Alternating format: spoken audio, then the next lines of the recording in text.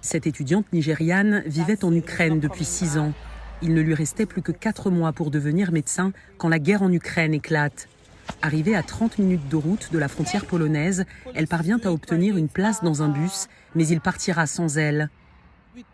Quand nous rencontrons Jessica 2 mois plus tard, elle revit les moindres détails de son périple comme un souvenir traumatique. Le responsable m'a demandé de descendre et j'ai demandé pourquoi. Il m'a répondu « Ukrainitsi ». Littéralement, ça veut dire « seulement les Ukrainiens ». C'est tout ce qu'il a dit. Empêchés d'accéder à la frontière polonaise par des responsables ukrainiens, la majorité des réfugiés africains passent par la Hongrie, pourtant dirigée par la droite nationaliste depuis 8 ans.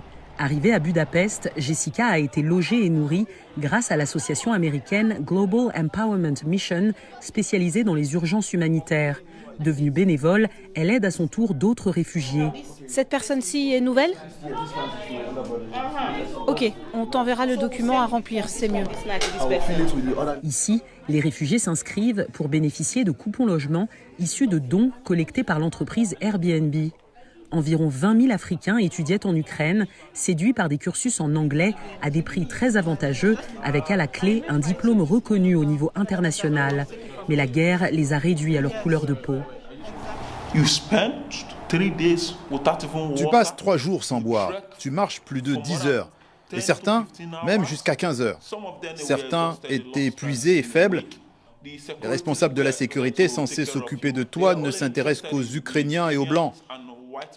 Si tu es arabe ou africain, tu es juste exclu. Ils nous considèrent comme des animaux.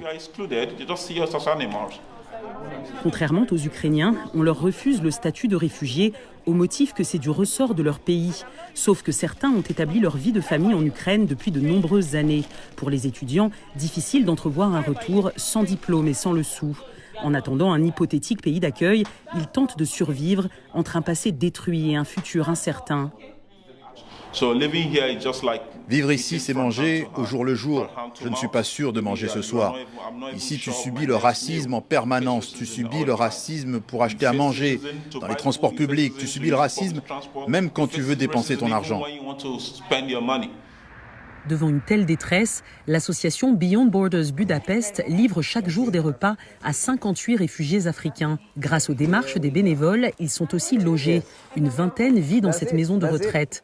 Parmi eux, Nicolas. Le 5 mars dernier, ce chanteur ougandais laisse derrière lui 20 ans de vie, dont 15 de scène, dans un pays qu'il a fait sien. Sa femme ukrainienne lui demande de se battre, mais sa couleur de peau le rattrape.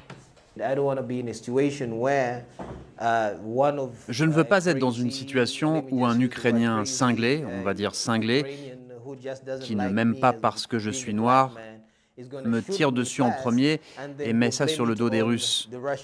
Je ne veux pas être dans une situation où un Russe me tire dessus et met ça sur le dos des Ukrainiens.